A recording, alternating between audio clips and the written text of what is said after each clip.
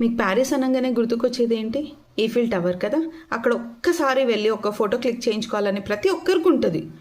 In case వెళ్ళకపోయినా మన ఇంట్లో వాల్ మీద మాత్రం ఒక ఈఫిల్ టవర్ది ఎవరో ఒక ఇచ్చిన పోస్టరు ఏదో ఒకటి ఖచ్చితంగా ఉంటుంది కదా. మ్యాక్సిమం ఇళ్ళలో ఉంటుంది. అయితే నిన్న ఏం జరిగిందంటే అక్కడ 1200 మెంబర్స్ విజిటర్స్ వెళ్ళారు. నిన్న క్రిస్మస్ కదా.